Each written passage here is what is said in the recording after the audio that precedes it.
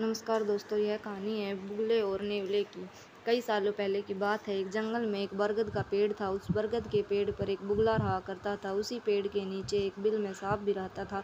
वह सांप बड़ा ही दुष्ट था। अपनी भूख मिटाने के लिए वह बुगले के छोटे छोटे बच्चों को खा जाया करता था। इस बात से बेचारा बुगला बहुत ही परेशान था।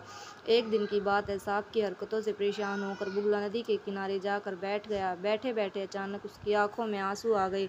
बुगले को रोता देख नदी में से एक केकड़ा बाहर आया और बोला, अरे बुगले भैया, क्या बात है? यहाँ बैठे बैठे आंसू क्यों बहा रहे हो? क्या परेशानी है? केकड़े की बात सुनकर बुगला बोला, क्या बताऊँ केकड़े भाई, मैं तो उस सांप से परेशान हो गया हूँ। वह बार बार मेरे बच्चों को खा जाता है। घोंसला चाहे जितना भी ऊपर बनाऊँ, वह ऊपर चढ़ ही जाता है। अब तो उसके कारण दाना पानी लेने के लिए घर से कहीं जाना भी मुश्किल हो गया है। तुम ही कोई उपाय बताओ। बुगले की बात सुनकर केकड़े ने सोचा कि बुगला भी तो अपना पेट भरने के लिए उसके परिवार वालों और दोस्तों को खा जाता है। क्यों न ऐसा कोई उपाय किया जाए कि सांप के साथ बुगले का भी खेल खत्म हो जाए। तभी उससे एक उपाय सूझा।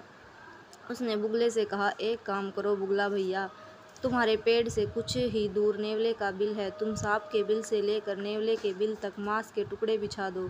नेवला जब मांस खाते हुए सांप के बिल तक आएगा तो वह सांप को भी मार देगा। बुगले को यह उपाय सही लगा और उसने ठीक वैसे ही किया जैसा केकड़े ने कहा।